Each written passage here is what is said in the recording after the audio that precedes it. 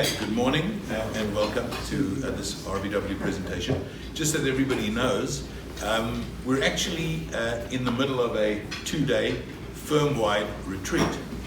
And what we decided to do is to invite some outside guests to join us for these 2 sessions this morning. But we've been hard at work since yesterday morning, and we will continue to be hard at work until the end of today. We have these retreats around twice a year. And we do that for 2 reasons. Number one, we want to all learn together and team build and connect. And also because we're constantly learning. We're all learners. And we're constantly learning. And so this morning we're going to have the privilege of learning from 2 important people.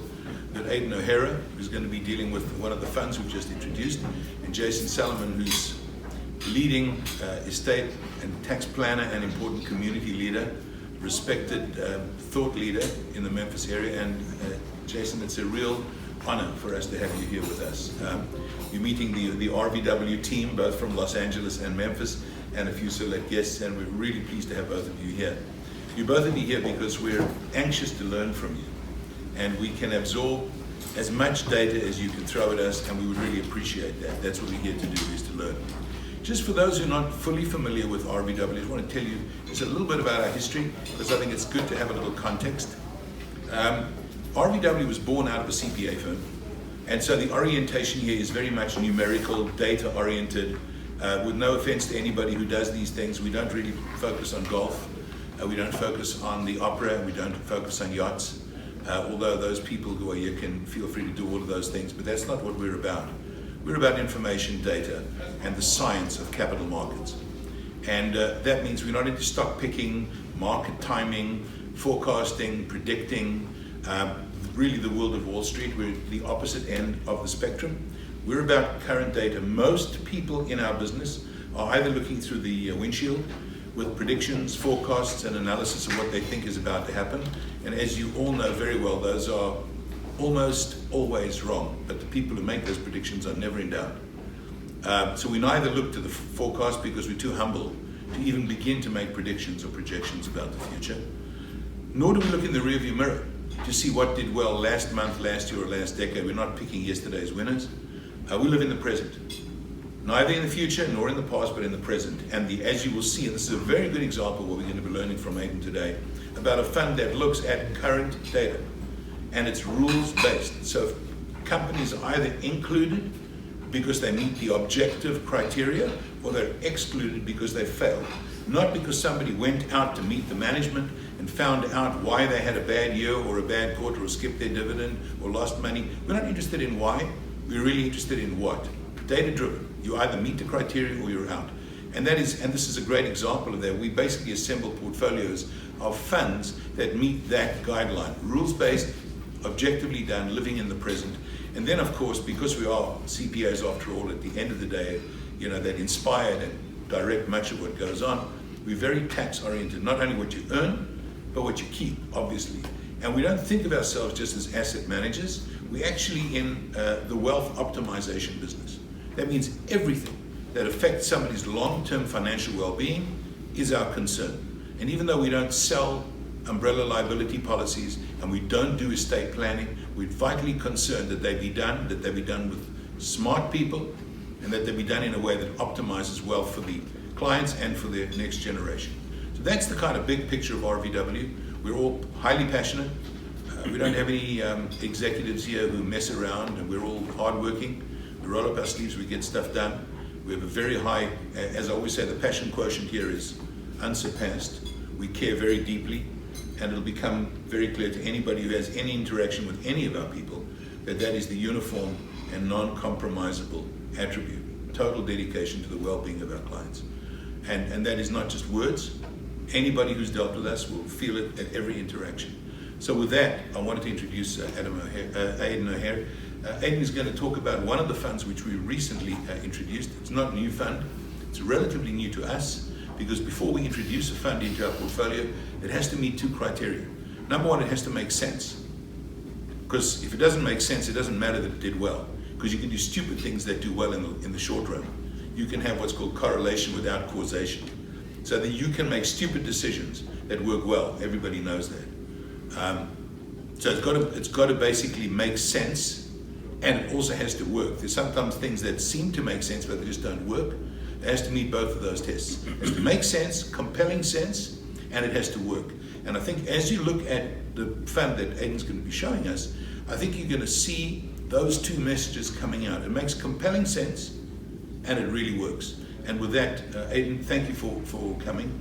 Thank you for sharing your ideas with us. Aidan's going to be talking about some macro stuff, and then going to be moving into micro, and specifically the fund that we're here to learn more about today. Thank you very much.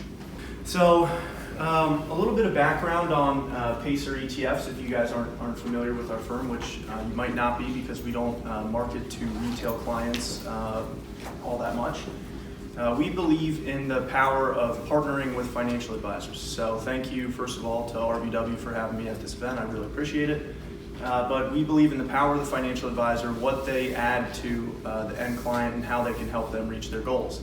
And so what we do at Pacer that is a little bit different from all of the big ETF shops that are out there is we basically kind of start with an idea or a problem that we're hearing from financial advisors that their clients are facing, and we try to tackle what that problem is. So everything that we do is rules-based, it is strategy-driven, and it's designed with the end client in mind. So a lot of firms out there will have kind of their head in the clouds, just purely based on financial theory for everything that they're doing. We believe in financial theory, but at the end of the day, it needs to have an application to the end client. It needs to solve a problem that clients are facing. And so we start from that point. We apply financial theory. We do a lot of rigorous data and testing, find a strategy that we're comfortable with that is rules-based, because we don't think that we are smarter than the entire market. We think that if we find the right type of a strategy and we stick to it, we can get out of our own way, our own human emotions, rather than managing things ourselves specifically, and try to design a strategy that essentially is going to help you guys out in the end. So just to kind of start from a top level overview, take a step back and just talk about kind of what's going on. So this year has been a very interesting year. Really the past, since 2020, has been a wild couple of years in markets, right? So I think I did this kind of last time I spoke at an RVW event, but I think it makes sense to talk about how we got to where we're at right now by starting all the way back in the financial crisis, right? So if we rewind, we fire up the DeLorean and we go back to the time of the financial crisis, something very historic happened in the middle of the financial crisis and towards the end of the financial crisis. And that was actions taken by the Federal Reserve. Am I moving this one? There you go. Okay. That was actions taken by the Federal Reserve, and it's called quantitative easing. And basically, what these guys did, what the Fed did, was they injected a massive amount of money, a historic amount of money, into the economy in an effort to basically stimulate the economy. And they brought interest rates all the way down from where they were to essentially zero. So this is important because it kind of set the course for the next 10 years in a lot of the types of investing that worked over the subsequent 10-year period, and types that maybe did not do quite as well over the subsequent 10-year period. But low interest rates and free money are very important because they essentially make the barrier to entry for certain types of companies significantly lower. So they make the cost of capital, is what it's called, significantly lower. So the easiest way to kind of think about this is, why do interest rates matter? How do they affect the economy? When interest rates go to zero, if you are a company and you want to kind of continue growing or stay in business, you don't have to make money right now to stay in business. And you really don't have to make money in the next year, 2 years, 3 years. If you can take on interest, take on debt, and your interest payment is 1%, 1.5%, something extremely low, right?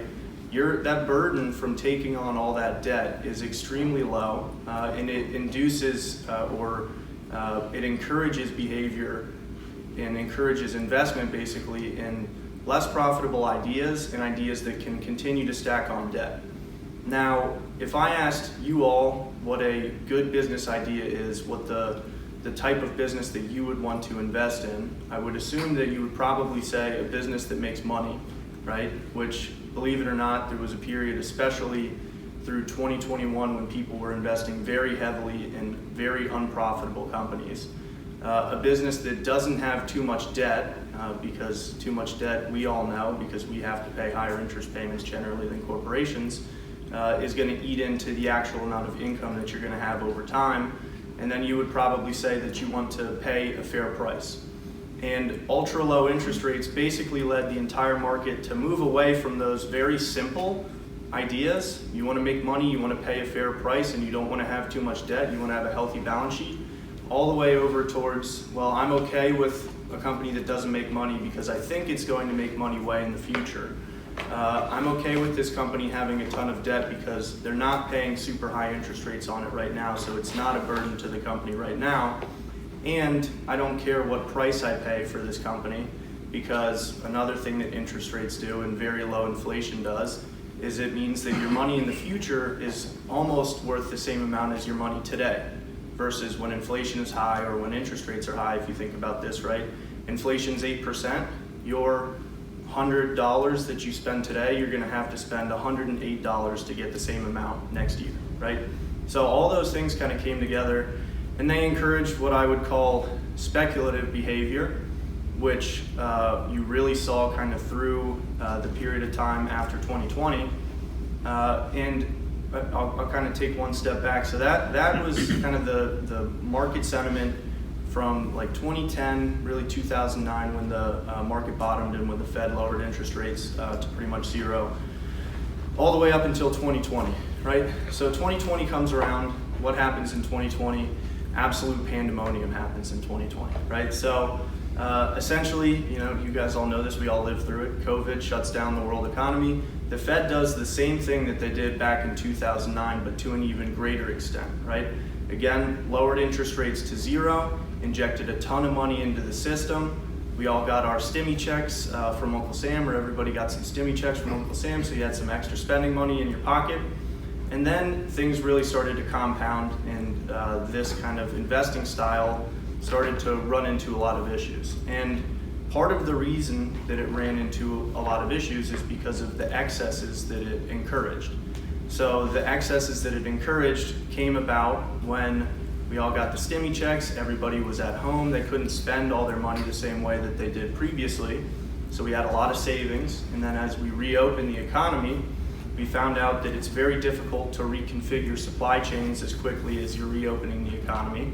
We had a ton of money, people go out and spend it, and basically all that means is that people are spending more money than goods are being produced, and that's the simplest way, in my opinion, to think about inflation. Too much money chasing too few goods or services. So that happens, and we have an inflation problem, right? We hit the highest inflation that we've hit since the 1970s last year, and that's something that scares people. Anybody that lived through that period of time knows that it wasn't a particularly fun period of time, and it encourages an entirely different set of behaviors. If inflation is very high, you want your money now. It doesn't matter if you're an employee, if you're someone who's working, you want your cash now because it's worth more now than it's going to be worth later. But it's the same deal if you're a business. You're not willing to delay profits 10 years into the future. Look way, way further out for a company that you think is going to make money at some point. You want your cash now. You want to get that now because it's worth more now than it's worth more in the future, right? On top of that, the Federal Reserve basically has a very blunt instrument that they can use in order to tame inflation. And the only instrument that they can really use is to start taking money out of the money supply and to raise interest rates. I'll say this, I was told not to do this by someone at my firm because it might be overcomplicating it, but I actually think it's a great way to think about why the Fed does this and why they raise interest rates in order to cool inflation, right? So if you think about inflation as, again, demand outpacing supply, demand just means money being spent, and supply is things that you can spend money on, basically. So there are two forms of money, right? And we're all familiar with this as, we spend with cash from the bank, and we spend with credit cards, or we spend with credit when we go and buy a new car, for example. So those are your two forms of spending. Now, the Fed doesn't really have access to your cash, right? They can't influence whether or not you're going to spend your savings or your savings account. But what they can influence is the credit side. They can influence how much you're going to spend using debt, right? And the way to do that is to make debt more expensive. So you have, cash and you have credit spending that equals your demand. And when credit is more expensive, people spend less money, less demand, and they bring those two things back in line. That's kind of how they view cooling inflation works. Does that make sense, or did I way overcomplicate that? Okay. So inflation's high. It hasn't been for a long time. The things that we care about are totally different. Obviously, I said you want your cash now. The second thing, the Fed's hiking interest rates. So what does that mean for companies that took on a lot of debt, right? Some of them took on very long-term fixed debt, right? So they aren't influenced quite as much. But a lot of companies did not take on super long-term fixed debt. And so as they refinance that debt, or as they try to continue growing, if they aren't making money and they have to take on more debt, that becomes more expensive, which means that they're even less profitable, right? So essentially what I'm saying is that there was this big kind of injection into the system, and the world has looked very different, especially since 2020, than it did from the period from 2010 to 2020. And because of that, investor behavior has changed quite a bit, and a large part of that is what led to the pain from last year. It's nice that the market has done very well this year, and I hope it continues to do well. But last year, I call it a very difficult wake-up call because no one wants to go through that, but probably also a necessary wake-up call, where you probably did okay last year in some of your investments if you just asked the simple questions: am I making money, or does this company make money? Am I paying a fair price for it?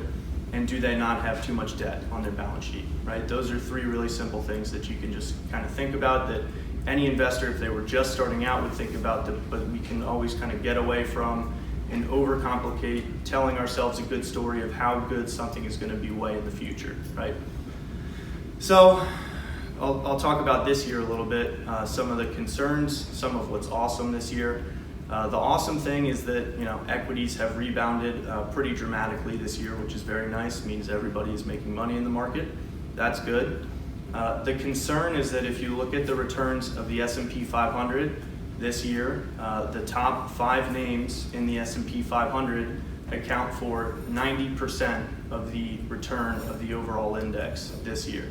So the top 5 names in the S&P 500, that means that 1% of the companies in the S&P 500 have contributed to 90% of the returns within the index or within an ETF if you bought an ETF that tracks the S&P 500. So there's lack of market breadth is what it's called, and there's concentration risk in that. Basically, it's who knows how it's all going to play out. I'm not going to predict how it's going to play out, but people have kind of gone to the winners of the past decade as kind of an area of comfort this year, and you're seeing a lot of the same behavior that you saw from 2010 to 2020. So what do we do, and kind of how does it fit into that? So, like I said, we are a rules-based, strategy-driven ETF shop. And so we find a rule, we find something that we think works throughout time. We put it, through a trial of fire, tons of testing, tons of data to see how it's worked. And then we get out of our own way if we think it's going to work and if we think it makes sense. And so what we think works is a formula called free cash flow yield. So these are the types of companies that we're going to invest in, this simple formula. It's free cash flow over enterprise value. So we'll tackle free cash flow first. So free cash flow is the cash that's remaining after a company's paid their expenses, their interest, their taxes, and their long-term investments. So simple way to put this is that through different accounting practices, profits or earnings can be manipulated but you really can't manipulate cash. You can't fake cash. You either have cash coming into the business or you have cash going out of the business, right? It's very, very difficult to fake that, and the amount of tomfoolery that you would have to do would have to be of epic proportions or Enron proportions, basically, to be able to fake a substantial amount of free cash flow. So what free cash flow tells us, and I'll kind of link this into what Selwyn was saying, is that we're not looking way in the future for some idea that we tell ourselves, some company that we tell ourselves is going to take over the world. You have to prove to us that you are making money right now. You have to show us that you are generating cash, and that you are either going to give us as the investor that cash back through dividends or buybacks, right? Or that you're making cash and you can make good decisions with that and re-inject it into the business to continue growing in some way, shape, or form. But you have to have that. You have to have been making money. You have to show that you can generate cash, and at some point give me my cash that I invested in this company back, right? And the other thing that free cash flow does is it puts a company, just like it puts you all as investors in those companies, in the driver's seat, right? If they are generating cash as a company and they want to continue growing, they are not at the whims of the capital markets, meaning they are not at the whims of how expensive it will be to go out and either issue new equity or take on new debt to continue growing. They have the cash, and they can use that cash to continue growing internally from their core operations, which we think is really important. Those companies have a lot more say over the actual future of their companies versus those that are not making any cash. So the second component of this is the enterprise value component. So we compare free cash flow to enterprise value. Market cap is basically just stock price. Debt, we all know what debt is, so and then cash. So this does kind of three things. We compare the free cash flow that this company is generating to how much we have to pay for that free cash flow, that's the stock price component, and then how healthy their balance sheet is, right? How much debt versus cash they have on their balance sheet. So the more debt you have, the less likely it is we're going to invest in that company. The higher your stock price is, so the more we have to pay for that type of a company, the less likely it is that we're going to invest in that type of company. And these are kind of some of the reasons that we do that. So this is data going back to 1991 for both of these charts.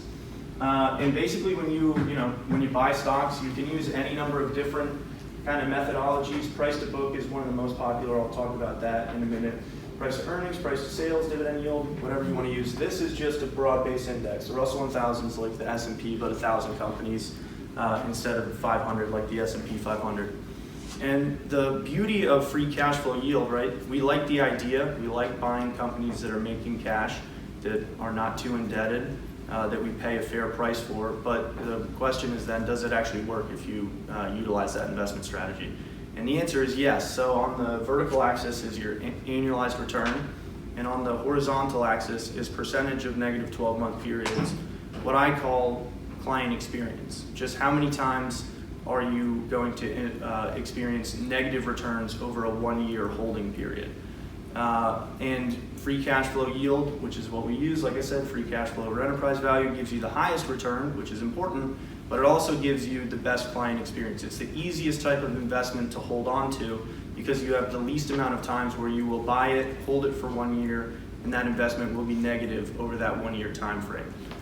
And then this chart down here I think is really important because it kind of shows how we are different from most of what you could access out there in the ETF landscape or just kind of in the broader landscape. So I guess I'll differentiate for a second. Right, mutual funds, active managers, I said we get out of our own way, right? Which we think is important, and Selwyn was talking about, like we don't think we're smarter than the market. We ran this data, we liked free cash flow yield, we analyzed it, but when we do what we do, we are not actively choosing which stocks are going to be in the portfolio or out of the portfolio. Thinking, yeah, I like that company this quarter versus I don't like that company this quarter. We are running this free cash flow yield metric, which analyzes the stocks that are the most attractive within the index, and then we get out of our way. Because if we said, I can name any number of times over the past 3 years where I saw what our fund was doing, and I went, I don't know, I think I'd rather do this, and I was wrong, right? So we get out of our way. We don't think that we're smarter than the market. We think that the metric works, and if we can minimize our own human error, then it will work over time, and it has worked over time, and that's part of what we do.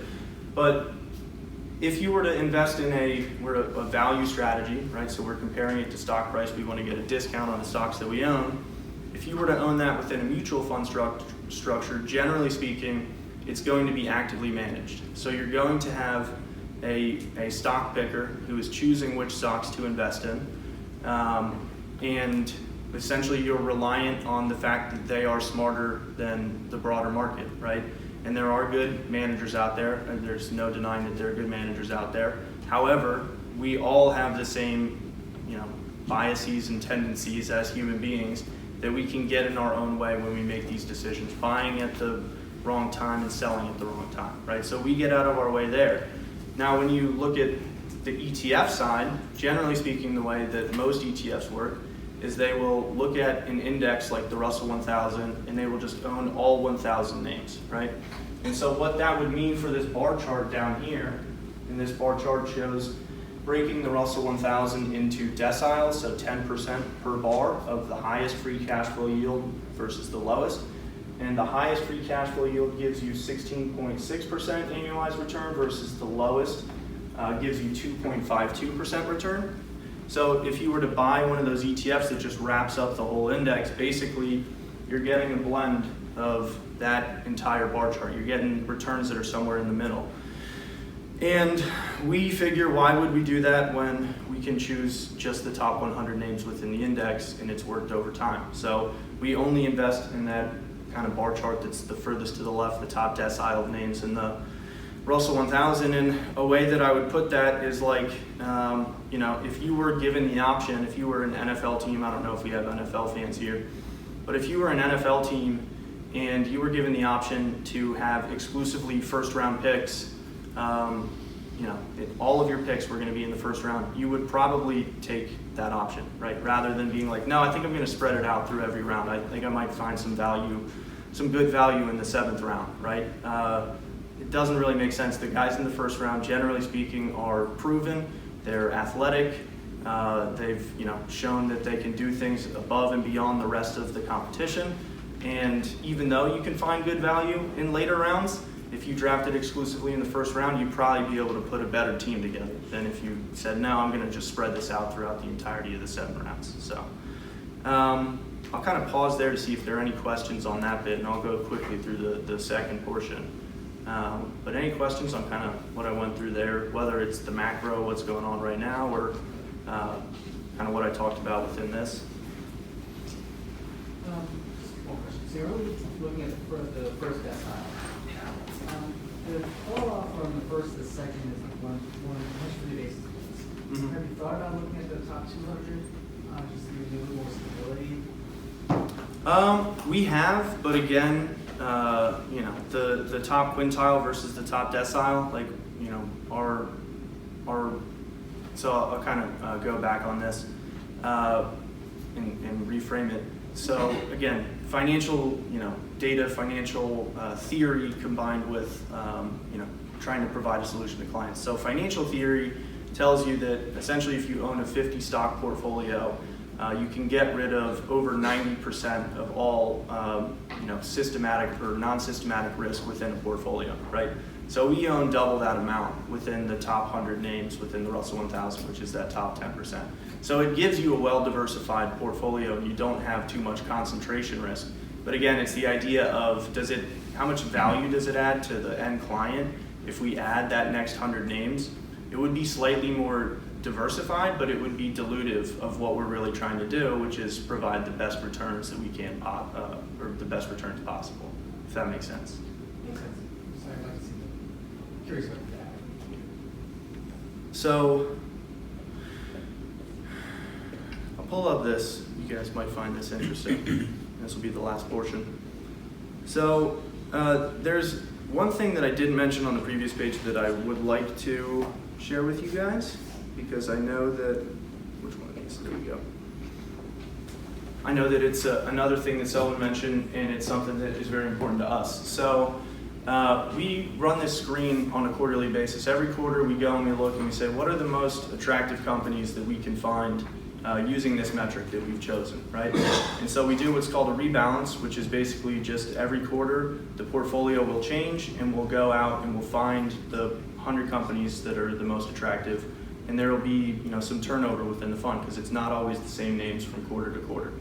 Now, I mentioned mutual funds and active stock pickers a second ago, but this is very, very important as to why this strategy works so well and why it is designed with the end client in mind. So that turnover, the selling and buying of stocks from our portfolio manager within the fund, if you were to do that within a mutual fund structure, it would kick out capital gains, and you, the end client, would have to pay those capital gains, and it doesn't show as a drag on the performance of the actual portfolio manager. So they get to make those decisions if it's within the mutual fund structure. They get to make those decisions, send you guys the capital gains, and it doesn't show the amount that you had to pay in capital gains for their overall performance that has to be reflected when people run these types of screens. Now within the ETF structure, the beauty of it is it's a more tax efficient structure. So when we do this rebalance, we're able to do it without kicking out capital gains. So we've been running this strategy since late in 2016, and we have not had to distribute a capital gain from a rebalance at all. And that is a huge advantage when you look at the peers that we have, even the really, really good stock pickers within the large cap value space, which is what this fund does. They tend to be kicking out, somewhere between 5 to 7 or 4 to 6. It depends on what year. Sometimes it's much higher, but really kind of your average is like a 5 to 6% range per year that they're kicking out in capital gains, which means you, the end client, when you're invested in that, are going to have to stroke that check. And it actually takes away from how much money you have in your account over time, but it's not reflected on the performance that you see when you look at a spreadsheet that shows the quarterly performance. Now, we don't kick out those capital gains, and so the performance that you actually see on your quarterly statement is the performance that you're getting, which we think is extremely important to end clients, because at the end of the day, you don't care about the number that a fund is showing on the quarterly statement, you care about dollars in your bank account. And doing this within the ETF structure, this is why we chose this structure to do it, make sure that you have more dollars in your bank account at the end of the day. So, again, I lose track of time when I don't have any clock, so I have no idea if I'm going way too long. So if we need to do the thing that they do at like the award shows where you flash me to tell me to get off the stage, I'll do it. But the last thing that I think is really important, how this is different from other people that pick stocks, is shown in these couple of charts that are on this page. So there's this thing called book value in finance, and book value basically is a way of trying to tell you what the total value of everything that a company owns is. So everything that they own. So you think about that, how do you measure everything that a company owns? Well, in the past, it was pretty easy, because in the past, we were a very manufacturing-based economy, which meant that everything that we were making and producing was like physical, tangible assets. Things you can pick up, you can put down. If you drop it on your foot, it's gonna hurt, right? And if you're looking at trying to buy a company at a discount, which is what we're trying to do, we're trying to get the most bang for our buck per dollar invested, get the most cash flow per dollar invested. But if you were trying to buy a company that has the most things per dollar invested, which a lot of people did, it was easy back in the day through the 60s, 70s, to look at what a company owned, their physical assets, add up the totality of how much all that stuff was worth, and then compare it to the price of their stock and where it was trading in the market, and determine whether or not it was attractive. Now, we all know that we live in a very different world today than we did in 1975 is what's on here, 1975 for example, right? So now, what a company owns or what it's worth when you're trying to measure that is a lot more difficult, because companies have a lot more intangible assets. We're a more service-driven economy versus manufacturing-based economy, especially here in the United States. So whereas you can measure what this podium is worth, what this computer is worth, what the tables are worth, It's a lot harder to measure what something like a network effect is worth, what the cloud is worth, nebulous terms like that, what different types of AI are going to be worth, right? Very difficult to pinpoint an exact amount that is worth. And so what we find, what we have found that we think is really interesting is this chart here from 1960, it goes through 1990, shows if you chose the cheapest stocks on a price to book basis, what your performance would be relative to the market. And it generated 7.5 times outperformance. So that was looking at the book value, adding up all the things, buying the cheapest stocks that you could, so getting the best value for that, the most bang for your buck. You got 7.5 times outperformance over that 30-year period, right? This is really important because so much of financial theory and the way that people still think to this day is driven by that chart on the left, by the fact that that type of investing had that good of performance over that period of time. But the chart that is directly to its right shows the same investing strategy over the subsequent 30-year period, which is from 1990 to 2020, 2021. And it generated no outperformance over the broader market. And so all investing styles go in and out of favor. It's something that you have to understand, if you're going to buy a strategy and you're going to hold on to it. But they are a value strategy. That type of investing is a value strategy. It's trying to get the most bang for your buck. The issue is that it's not that value hasn't been in favor. You could use other types of value investing strategies and outperformed, kind of like the chart on the left, over the subsequent 30-year period. But it's just gotten so much harder to use that specific metric to identify stocks. So this chart here, 1975, shows the proportion of intangible assets to tangible assets of the total market value of the S&P 500. And back in 1975, like I said, we were a manufacturing-based economy. Only 17% of the S&P 500 was comprised of intangible assets. So if you were a manager that wanted to pick stocks in that way, you could go out into basically the Pacific Ocean of the 83% and go hunting there and say, I can find all these companies and whether or not they're trading at a discount doing this. Now, or I'm getting a fair price doing this. Now, 2020, that more than flip-flopped.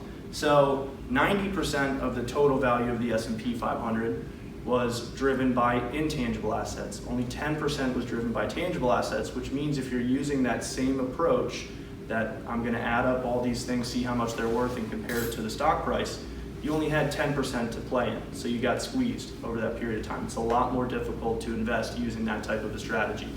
So we do things differently. Believe it or not, this type of an investing strategy is used by all types of financial kind of professorial types in the market. And it's used by a lot of the biggest, both actively managed and passively managed shops on the street, which means it's mutual funds, and if you buy an ETF that's a value ETF, not ours, it's going to use that type of an investing strategy. So again, I explained how our strategy works, how it's different from that, but I think that is kind of a cool thing to understand what you would get if you were going with kind of one of those more head in the cloud type of a strategy, kind of banking on the fact that this is going to come back in favor and not looking at the reality of the fact that the world has changed slightly since 1975 versus looking at, well, how much at the end of the day does this company pay me? I still want to get it at a fair price, but how much does this company pay me?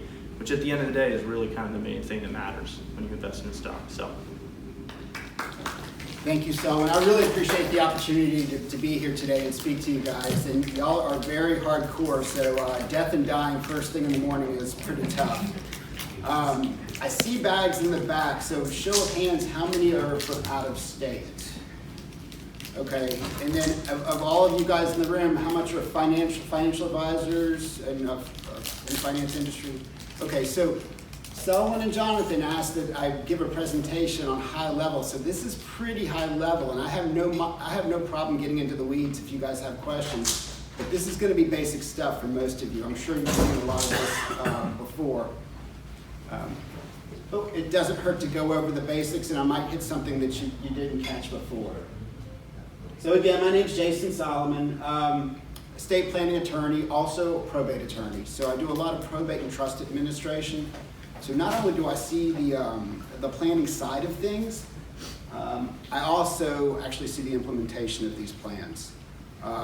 Spend a lot of time in the probate court, and I spend a lot of time advising trustees.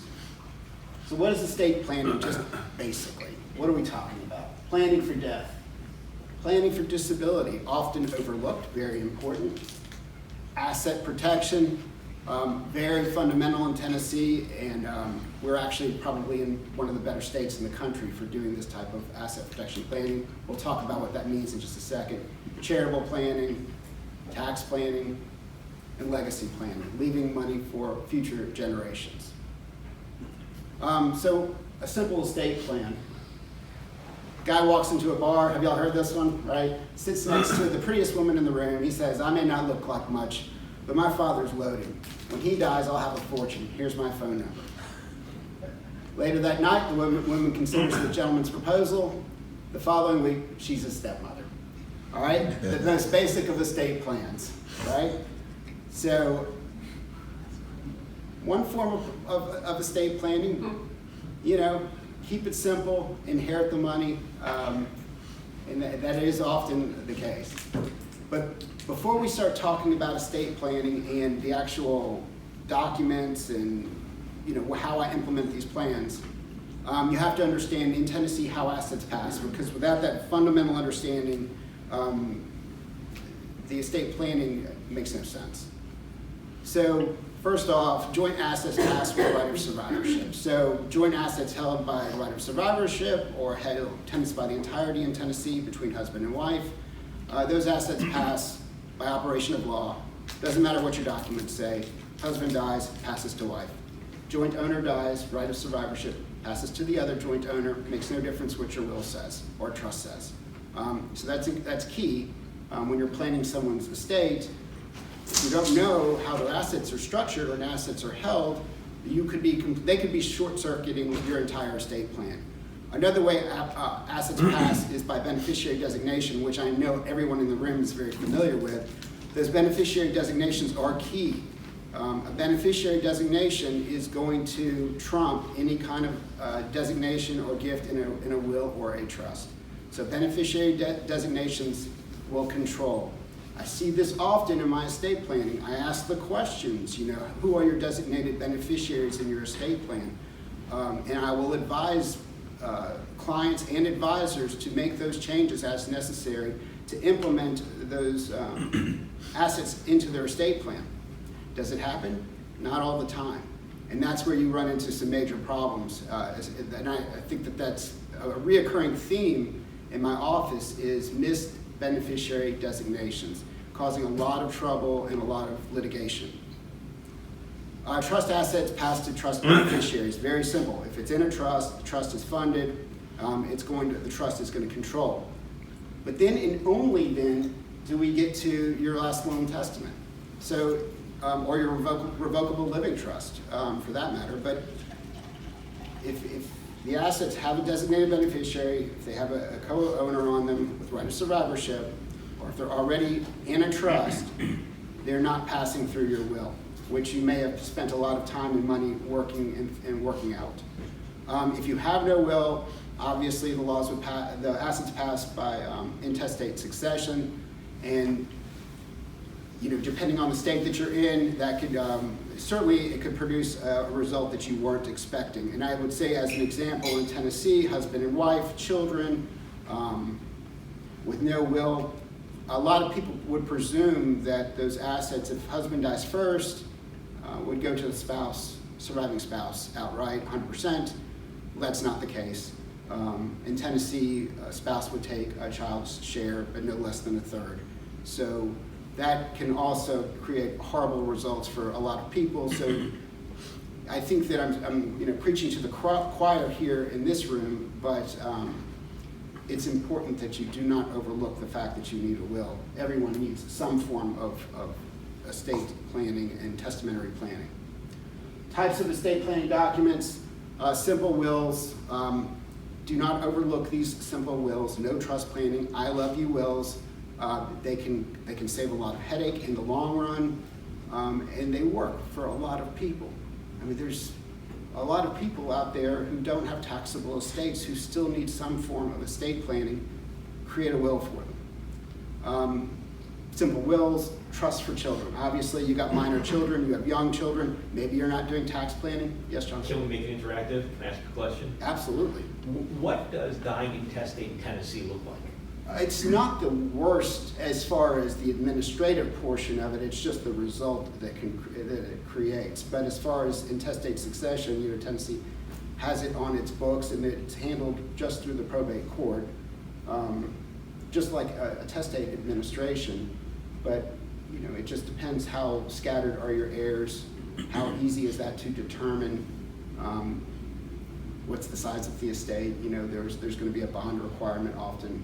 Time frame, cost, public disclosure. Public disclosures, inventories are often required. Accountings can be required.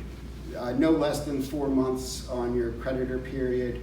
But sometimes with some intestate administrations, you don't know who the heirs are, so it can get kind of convoluted. And sometimes with intestates, you really don't have a feel for assets or debt, so they can run a little bit longer. But you're generally talking about 4 months to a year for an intestate administration. It's not the end of the world. Probate, for everyone in the room who's not from Shelby County, probate in Shelby County is not the end of the world. I do not advise people to plan to avoid probate at all costs. There are certain clients that I do advise avoid probate at all costs, and that's fact-based, it's needs-based, based on the situation at hand. But we're not one of those jurisdictions where you have to avoid probate all the time. The trust for children, obviously for minor children or for children with disabilities, we need to do that type of planning. Tax planning wills,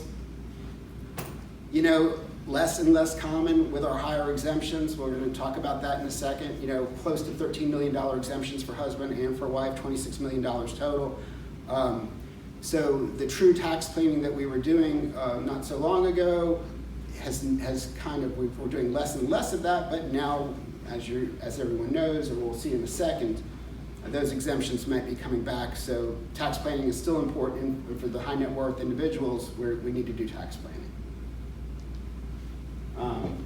Revocable living trust, wonderful, tried, true now planning techniques, testamentary devices, also inter vivos uses for these revocable living trusts. Grantor trusts, I set up a revocable living trust, I'm the grantor, it's a see-through entity as far as the IRS is concerned, avoiding probate, and does a lot of wonderful things instead of a will, instead of that will plan. Joint revocable living trust, really like these nowadays. Used to be less common that we would do joint trust because of the lower exemptions. With the higher exemptions, we are seeing a lot more people setting up revocable living trust, joint trust between husband and wife, foregoing maybe some more complicated tax planning, but for the convenience of being able to put their assets in a single trust together. And one reason I like this, and I want my estate plan to work. It's critical that my estate plans work. I see a lot of estate plans out there, and through my experience, I've seen a lot of estate plans that were designed but never implemented. And one thing that husband and wife are hesitant to do if they have their assets jointly held and they're holding assets together is split their assets up into silos. And that's for large estates and small estates. People married 50 years are not inclined to split their assets up. And that's where we can use the joint revocable living trust. And we can even do, obviously, we can do tax planning in those joint revocable living trusts as well. And we'll talk about that in just a second. Irrevocable trust, asset protection, tax avoidance. There's a tremendous amount of uses for these irrevocable trusts, especially in Tennessee. Love the asset protection that we can pick up in addition to the tax benefits. Federal estate tax, where are we in now? $12.92 million exemption per person. That includes estate, gift, and generation skipping transfer tax rate at 40%. It's going to revert to the 2017 rate in 2026, and I'm estimating that to be somewhere between $6 and $7 million with the inflation adjustment. I know that's a pretty broad range, but there's no one really has a true number yet, but I think it's going to be somewhere around the $6.5 million number per spouse. Basis planning has become so much more critical now, as everyone's familiar with the income tax rates and the estate tax rates being as high as they are. We look at both the income tax consequences to the planning that we're doing, as well as the estate tax consequences. Don't just focus on estate and gift and transfer. We also need to look at the income tax consequences as well. We can pick up some major benefits by re-including assets in someone's estate, picking up a step up in basis, and avoiding capital gains tax. $17,000 annual, Jesse, yes. just a quickie. Are there any trusts you can set up where you can get a step up in basis when you move them into that trust? Well, if you're selling assets to a trust, you can step up the basis. So that may make sense, because then you get both, right? I mean, if you sell it. Yeah, there's some recent regulations that came out. There was some thought that you could actually get the best of both worlds.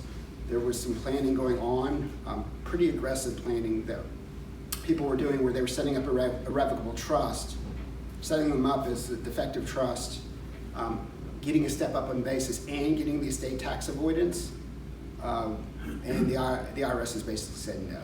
So there are ways to do it, but it's not as easy as you might think. But I do think setting up sales would be a way to do it. But it's a good question, and there is some, that type of planning was going on. I mean, there was some real aggressive planning going on where you could get the best of both worlds, but they recently have come out and said not any longer. All right, so expect changes. Laws change. They will. I anticipate that the estate tax exemptions in 2026, and I think we're going to see that sunset provision from the Trump tax cuts. But who knows? You have to plan for change, and any kind of estate plan you put into any kind of estate plan you implement needs to take into account any kind of change. Portability. Surviving spouse can port over a deceased spouse's unused exemption. This is really important for the advisors. Husband and wife, one spouse dies, immediately one question you should ask your client is, have you considered filing an estate tax return for that deceased spouse? I have very large estates where I've set up, maybe my mistake was setting up an estate plan that was so easy to administer that they really didn't give much thought to the tax consequences of the plan or the future tax consequences, and did not file an estate tax return or had not considered filing an estate tax return. So it is very important that if you run into that fact scenario, you have husband and wife, one spouse dies, portability would allow you, by filing that timely estate tax return, to get the credit for the unused exemption of the first spouse. So if we have a $13 million, in approximate round terms, we have a $13 million exemption, the first spouse dies and only has $10 million in his taxable estate for whatever reason. His estate might be worth $20 million, but because of the marital deduction, his estate, the IRS is only going to tax 10. He has a $13 million exemption. The surviving spouse, let's say the wife in this case, has the ability, by filing an estate tax return, to take that $3 million and put it in her back pocket. Okay? She can use that for future gifts. If she doesn't use it for future gifts, it will be included in her exemption. Upon her death, she will get an additional $3 million on top of whatever her exemption might be in the future. Keep in mind, if she outlives the 2026 sunset, she's not going to have a $13 million exemption. She's going to have a $6.5 million exemption. If I just told you the spouse had a $20 million estate, but for the marital deduction, you already know that this spouse is going to have a taxable estate. you have, I'm not gonna say an obligation, you will be doing a service to your client to remind them that they need to file a timely tax return, a state tax return. And I'm trying to do that with all of my clients, and I think it's to their credit in the future. Does everyone understand that concept? I don't want to overlook that one.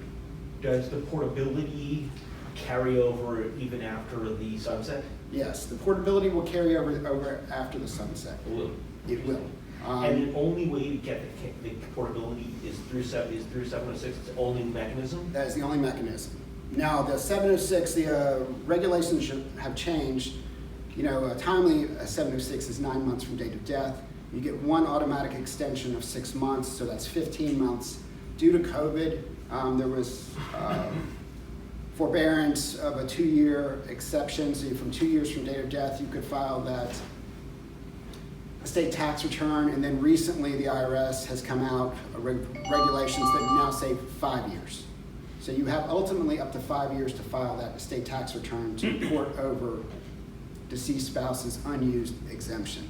Now that's, I don't think it should be the primary plan. I don't want to see husband and wife taxable estates come in and say, well, we're not going to do any tax planning in our documents because we know about portability. We know that if one spouse dies, we can take it. It doesn't matter what we do. I don't think that that's necessarily true. There's certain things, number one, you're not taking into account any kind of legacy planning that you would be doing for your children. So that would be foolish, right? If you're just going to rely on portability, you're not taking advantage of your generation skipping tax exemption, which is not portable, okay?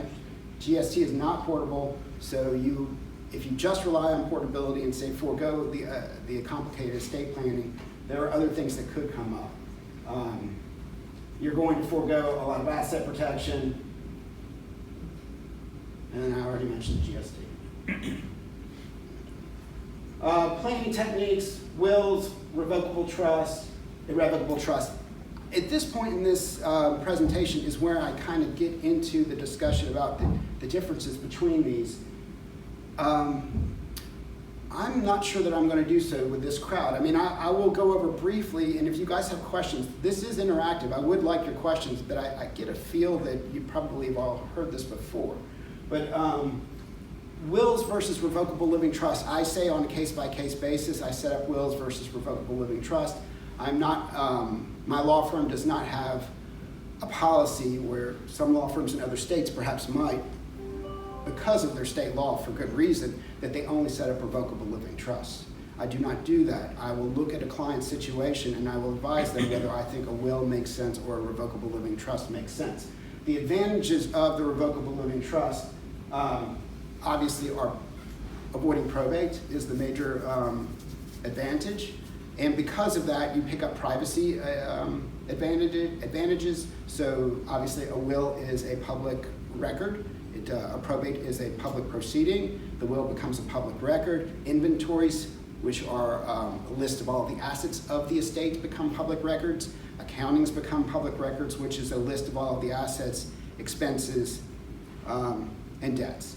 Okay, so a revocable living trust avoids all that because it doesn't go through probate.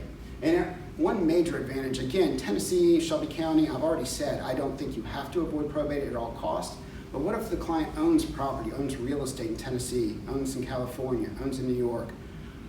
Well, you don't want to get caught in a probate in perhaps 3 states. 1 state you could deal with, 3 states would be probably not in your best interest. That's where the revocable living trust really picks up steam, because you put the assets in the revocable living trust and you avoid probate in all 3 of those jurisdictions. Privacy, I already mentioned. Ancillary administrations, is those probates in other states? Yes. So this comes up in our firm all the time, because whenever we see an individual joint tenancy account, our immediate response is, have you consulted with counsel to consider a living trust? Mm-hmm. That's just like a gut reaction, automatically. We're on it. And in certain states, like Tennessee and Illinois, our clients often say, I've spoken to my counsel and it's not necessary, they're fine with it. But can we just run through the cost benefit analysis? Because it sounds to me like 4 months public administrative proceedings versus the simple client may not need a Harkavy Shainberg full-blown estate plan. Compare the 4 months public versus a very simple living trust. To me, the simple living trust sounds like a no-brainer. I like the simple living trust. I really do. I'm a big proponent of it. But one disadvantage, and I see this all the time, and I need everyone in this room to hear this because I need your assistance with this, is I'll set up a revocable living trust, and then it doesn't get funded, or there's at least 1 or 2 assets that the client leaves out of the trust, and we're going through probate anyway. So the disadvantage perhaps to maybe setting up a revocable living trust versus a will right now is, number one, it's more expensive, not substantially more expensive, and certainly less expensive than a probate down the road. So I would agree with you there. So there is a cost benefit to setting up a revocable living trust, but you leave 1 asset of the revocable living trust, you go through probate anyway, so you're expending the cost anyway. So one way that you can make this revocable living trust plan work is to make sure that both myself, because I will say it to the client, but also the advisor needs to follow up with the client, make sure everything they own is in that revocable living trust or payable to the revocable living trust, and it does not come back into their probate estate. And I do think that as an analysis of cost, I do think that 1 revocable living trust is less expensive than certainly 2 probate administrations, maybe 1 probate administration. But there is a cost to setting it up. It's a little bit more complicated, obviously, to set up a rev trust right now, and it is more headache for the client. So sometimes you'll see pushback because they don't want to retitle assets. They don't want to put their checking accounts into the revocable living trust. But as a whole, I think the revocable trust is a great plan. And in practice, I think it's really our clients' kids where this comes up more commonly. Our clients, G1 typically has a full-blown estate plan, with significant assets, etc. But it's their newly married children that are starting out where it's a little bit more pushback. And my personal preference is kick off a living trust. It's going to be a couple $1,000s, one-time fee, no administrative filings annually. Do it right. But the younger folks are the ones that are least likely to follow your instructions. And so, while I do agree with that, and I think that your analysis is correct, I do think that they're the most likely to ignore you and create that 1 account and leave it out of their trust. And so that's not a reason not to advise them about the revocable living trust, but keep in mind that is a potential downside to doing that type of planning for a young couple. Avoiding conservatorships, revocable living trust, if it's set up correctly and funded correctly, no reason to go to court if someone becomes disabled. I think that's a major advantage for rev trust, especially for single individuals. Older single folks potentially could have health issues down the road. The revocable living trust lines up those trustees to take care of them as soon as they become disabled or don't want to handle the administration of their trust. Also, rev trust, avoiding the will contests, claims of creditors. Trust is not going through probate unless it gets pulled into probate. And if there are creditors out there, they're going to have to take that step to pull it into probate. So you can make it more difficult. You're not avoiding creditors with a rev trust, but you're making it more difficult for them to get to the assets.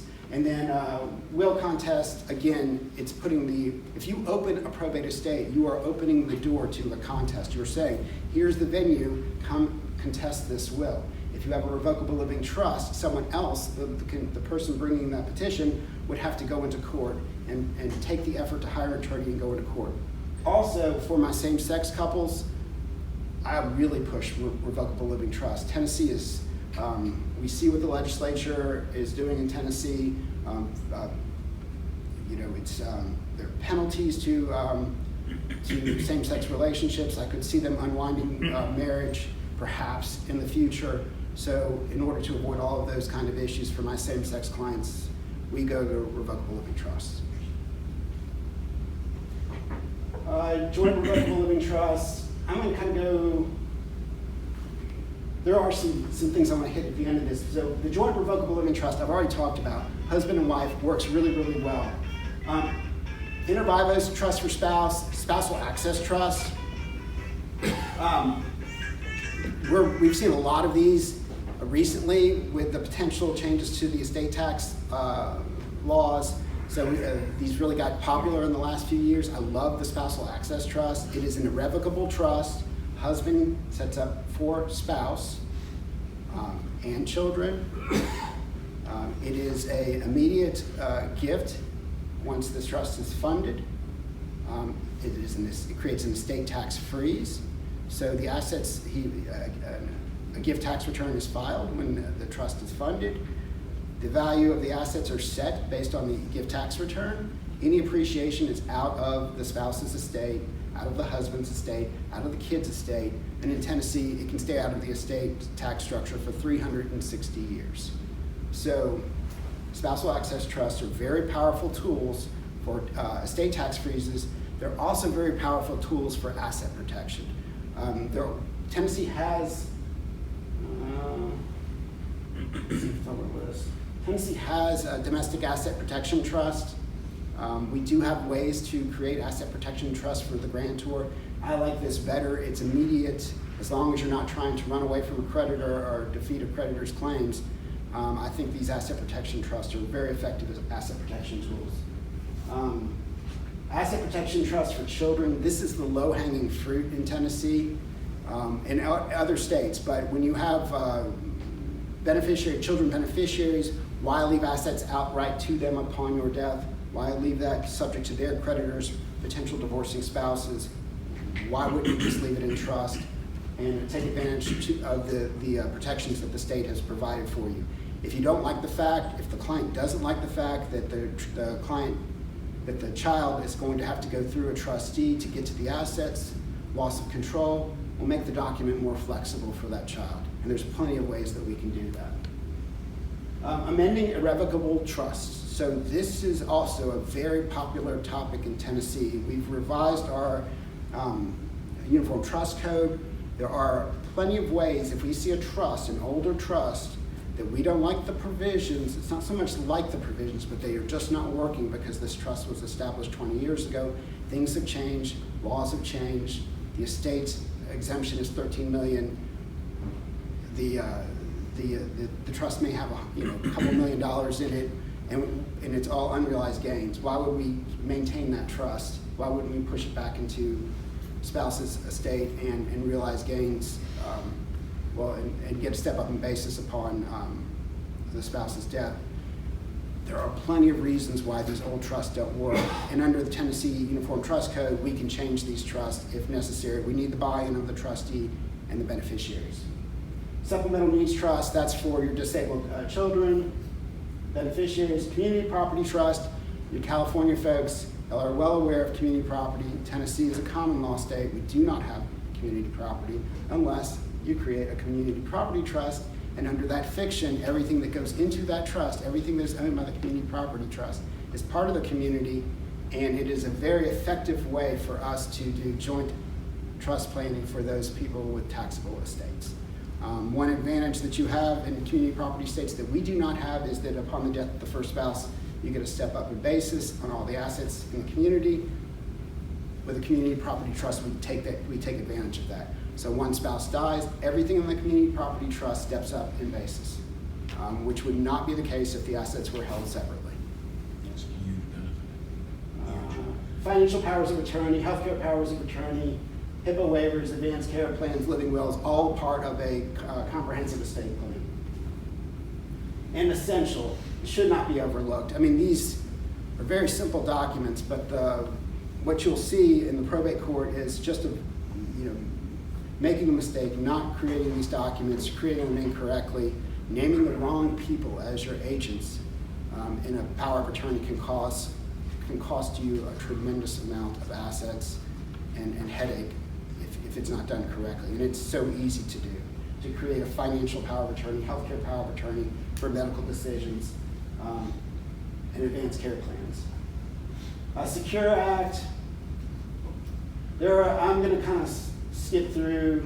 By the way, I should have handed out. I brought you guys handouts. But the most important part of the Secure Act and the revised Secure 2.0 that I really want to talk about, there are important aspects for financial planners, but I'm sure you're well aware of those. As far as What's important for estate planning purposes is the elimination of the stretch IRA. The beneficiary IRA has basically, we've lost all of the benefits that we could otherwise get with the recalculation. So when the account owner dies, what we used to do is we would get a recalculation for the children based on their life expectancy, and we could stretch that IRA and defer income tax. So now with Secure and Secure 2.0, we only have a 10-year rule. So we're not stretching anything beyond 10 years. For the most part, I'm being very general here, but for the most part, you're not stretching anything beyond 10 years when there's children involved.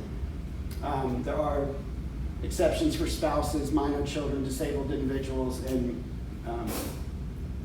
beneficiaries within 10 years of age. But the reason I bring this up is because that's where where trust planning is more important now for these IRAs.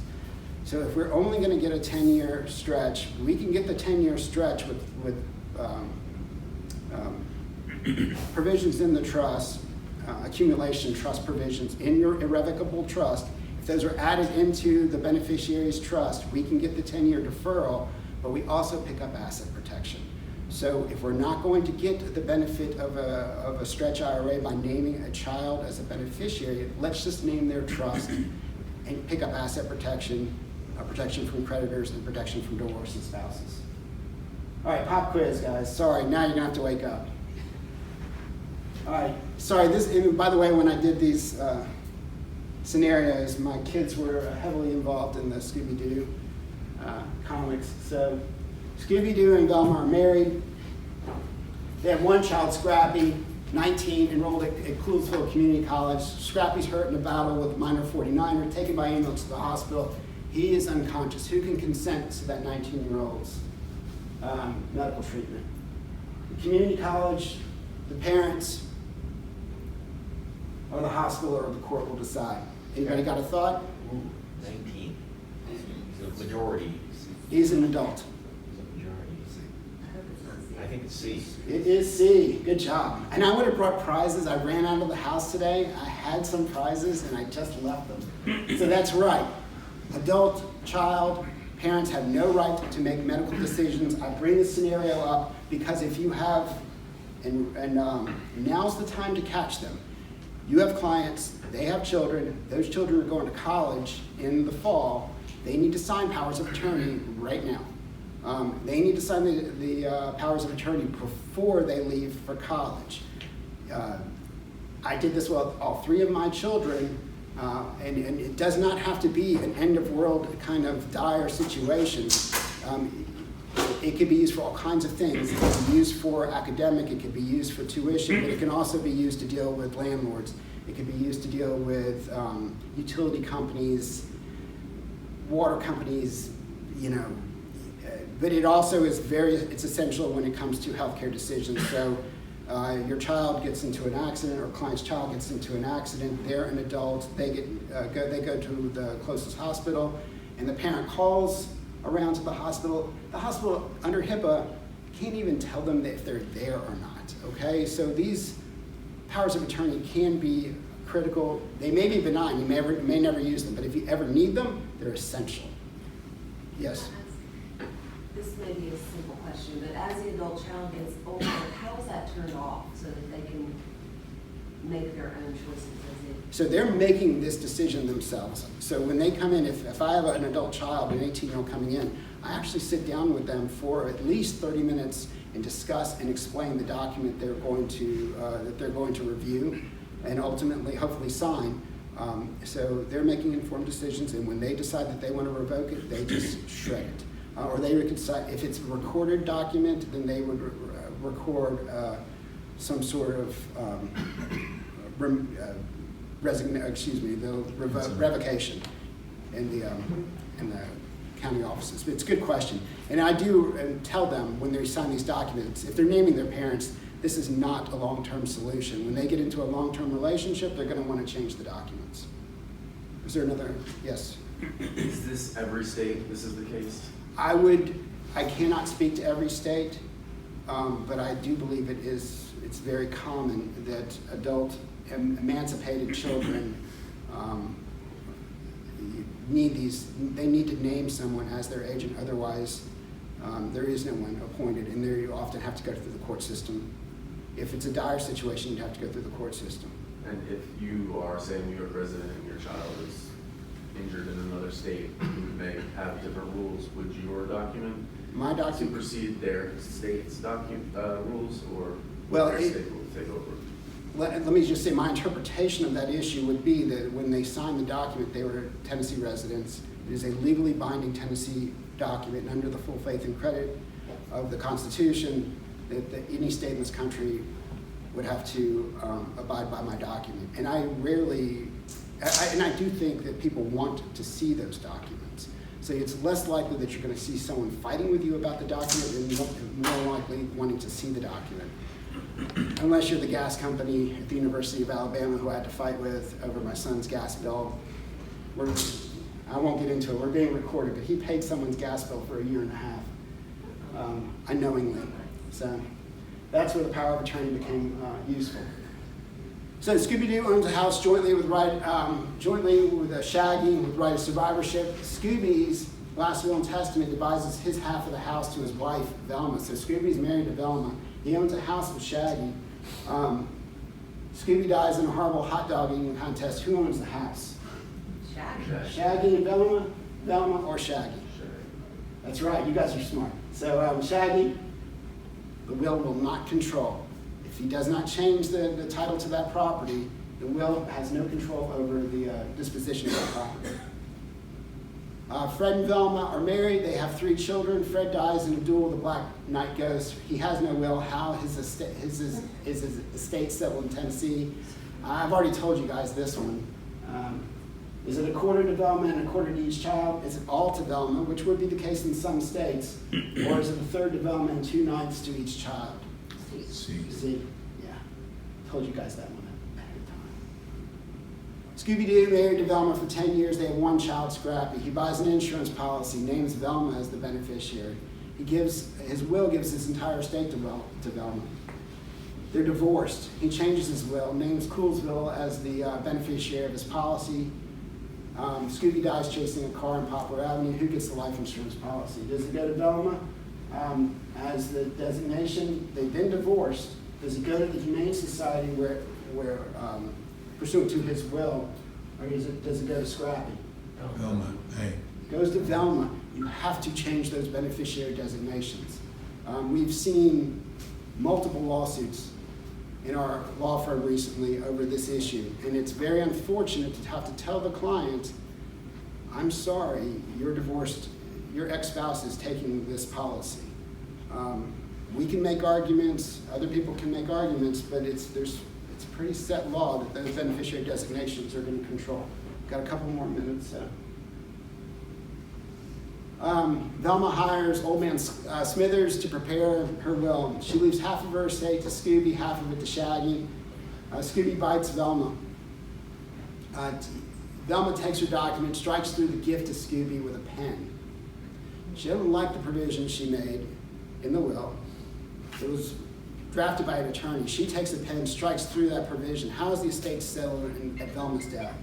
Is it going half to Scooby, half to Shaggy, all to Shaggy, or all to Velma's heirs at law? A. See, now I'm not going to say this is the case every time. I think that you could find another outcome, okay?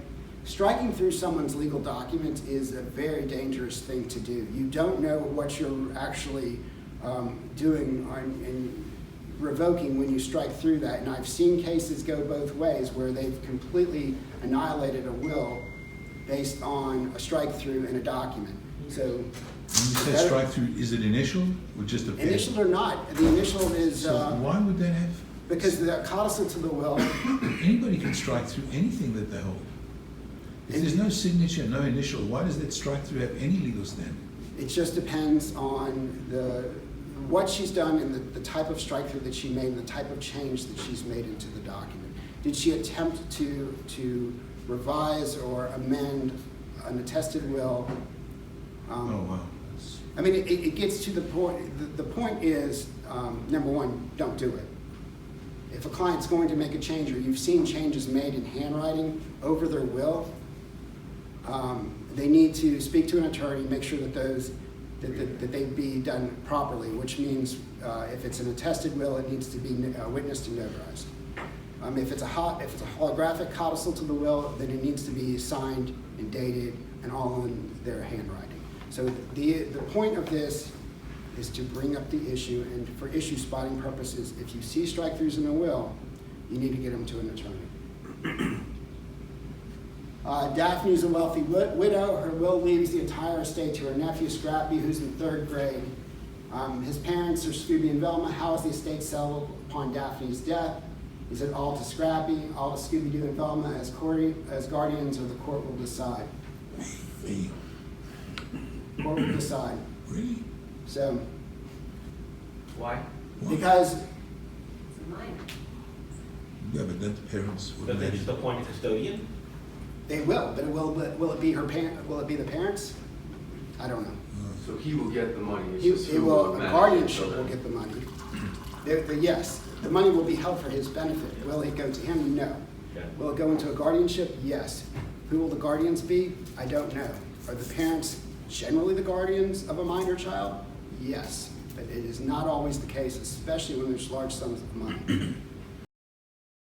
Fred Jones is a very successful neurosurgeon. He owns a $10 million mansion, $10 million investment account, $5 million life insurance policy, and a $5 million 401k. He and his wife were killed by the tar monster. What assets are excluded from his taxable estate? Of those that I've listed, is his life insurance policy excluded, his 401k, or none of the above? None of the above. That is correct, none of the above. That is a common misconception of clients. They think that life insurance is excluded from their estate, their retirement assets are excluded from their estate, their jewelry is excluded from their taxable estate, and obviously it is not excluded from their taxable estate. Not without other further legal action or further estate planning for those assets. Those assets are taxed in their estate. And I would say that there are very sophisticated clients out there that do not understand that. Fred and Daphne are married. Fred names Daphne as his attorney in fact for financial and medical. Daphne has an affair with Shaggy and they divorce. Fred remarries Barney. Fred is subsequently seriously injured in a pumpkin throwing contest. Who can legally sign checks for Fred when he is in the hospital? So he has a power of attorney, he's married, and he signs that power of attorney over to his spouse, but then they subsequently divorce. Does that power of attorney still name spouse, the financial power of attorney? Any thoughts? B. B. So Tennessee does not have an automatic revocation for financial powers of attorney. So if the marital dissolution agreement or the court decrees that those documents are to be rescinded and revoked, that's one thing. But if nothing is said and nothing is done, and all he has is this one financial power of attorney, there you go. Same facts, but now it's medical treatment. Barney, Daphne, hospital, or court will decide. So there is an automatic revocation for medical documents in Tennessee for that with the divorce. Don't know if that's. I do not know how that plays out in other states. Fred and Daphne are married. They have 2 children, Velma and Shaggy, and Shaggy's having marital problems. Fred and Daphne are Tennessee residents. What's the best way to structure their estate plan to protect Shaggy? Testamentary trust, joint ownership, or leave it all to Velma to hold for Shaggy? Testamentary trust. Easy bread and butter estate planning. Leave it in trust, invoke estate and asset protection under the law, and it would be a separate asset, not subject to creditors, marital issues, and protect those assets for that child. So thank you guys. Thank you. So, a couple of questions. Yeah, absolutely. Do you ever do post-mortem estate planning? So yes. So You know, disclaimers. exactly, disclaimer planning. Nobody seems to use it, but when I was much younger in South Africa, it was standard. It was So- very typical to have an And if they disclaim, then B, and if they, because you don't know how wealthy your spouse is or your kids are going to be. Yeah, so we used to do a lot of disclaimer type of plans. It seems like they kind of got out of popularity recently, but yeah, it still works. And I have actually used a Clayton election recently, which is not, it's post-mortem planning, but it's not a disclaimer. But basically, you don't decide what goes into each trust until the estate tax return is filed. So it's a way post-mortem to decide where to sprinkle assets between family trust and marital trust. So we can do post-mortem planning that way, disclaimers. There was another example I had for post-mortem recently. The disclaimer laws recently changed in Tennessee, so it's made it much easier to file disclaimers than it used to be. And that was the intention of the act, was to make it easier. And the other thing is, when you speak about a spousal access trust, is that a SLAT? It is a SLAT. That's what I thought. Spousal lifetime. Yeah, I just didn't know if there was a different, okay, that is a SLAT, good. Yeah. And then my last question is, do you do much in the field of upstream gifting? So yes. Can you explain that to everybody? So everybody, I mean, I understand it, but I think everybody should understand what it is because it's quite powerful. So you don't see a tremendous amount of this planning going on, but what you do is you send assets upstream to an older generation. You send it to a parent or perhaps a grandparent. So you have a client with a taxable estate in their own estate, so they have a tremendous amount of wealth. Some of those assets, number one, they're going to be taxed in their estate upon their death, and perhaps they're low basis assets. What you do is you send it to an older generation with the understanding that those assets will come back to the client one way or another. When the older generation dies, the assets come back, stepped up basis, and perhaps even out of their estate. So it would step up basis and then out of the estate, out of the taxable estate of the client, because they've used their exemption to bring it downstream to the client. So, and we see power of appointment planning for that purpose as well. So. We've done that, by the way, very successfully for a client. John, do you want to describe it? No, we do. Huh? Just as Jason described it. Yeah. We basically the client set up a trust, gave the very poor parents-in-law a general power of appointment over the trust, so that the trust basically was set up, an irrevocable trust, by giving the parents-in-law, who had nothing, were basically being supported by this guy, a general power of appointment that was included in their estate.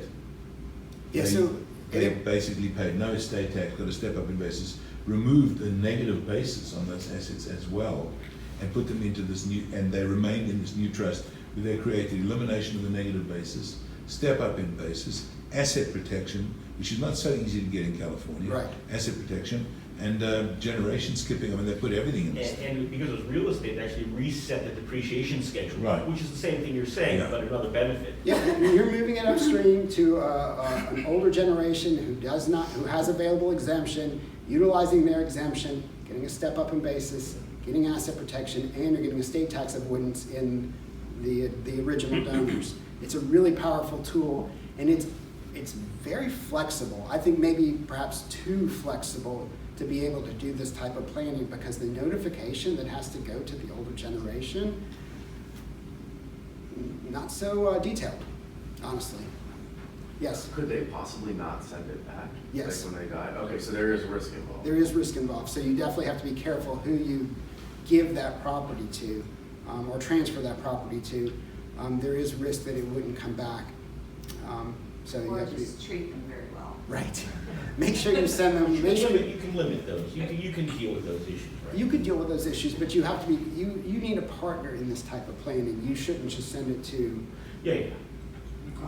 To some random, cousin, not without consulting and Not without planning. counsel. Yeah. With the power of attorneys that you were describing, is there like a pretty generic form of it that we can access to just make it easier for clients and say, hey. No. Don't even think about generic forms. It has to be drafted Oh, for a particular, like. Don't even think about getting a generic forms for this. This is so customized. This is the opposite of a But generic. are you talking about which powers of attorney for like? The general power of appointment.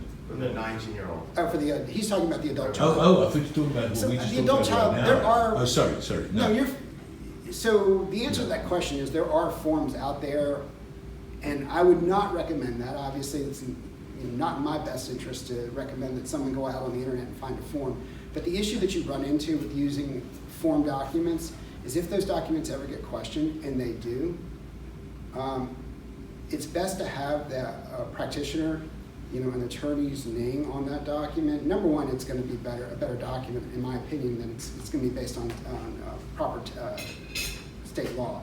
But also, you have an attorney that's standing behind that document, because when that minor shows up, when that adult child shows up with the document, or the parent shows up with the document, there could be questions as to the validity of the document, whether there was undue influence when the document was signed, is it still valid, has it been revoked? And an attorney can answer those questions and perhaps even certify the power of attorney. So there are forms out there, but I wouldn't recommend them. Anyway, that's my two Just think cents. that we're doing more in our firm day to day.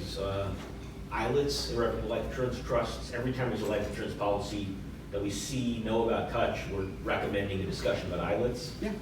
And the other thing we're pushing quite heavily is being strategic about what goes to charity.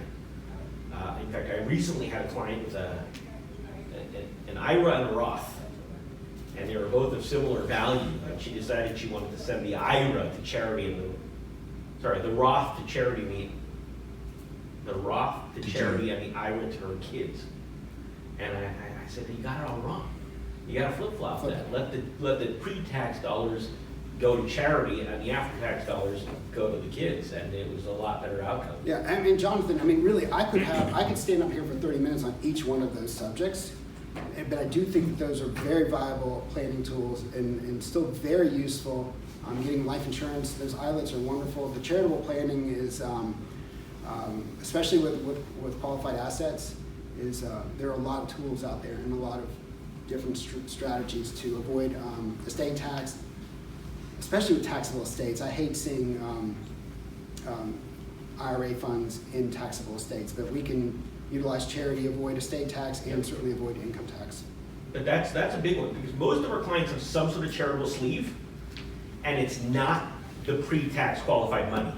And it's wrong. They've got to look at the whole picture and say, no, let's look at the dollar amounts that we want intended to go to charity. Let's make sure that it's pre-tax dollars that's going. And just as a small, for you California folks, Tennessee has no income tax, Tennessee has no inheritance tax, Tennessee has no gift tax. So the only structure that, as far as transfer tax, death tax that we're concerned about, and as a Tennessee resident, is the federal estate tax, and we can pull assets. Tennessee has provisions, community property, domestic asset protection trust, for foreign people to set up these Tennessee trusts, pull these trusts to Tennessee, and that may be an advantage to your California resident.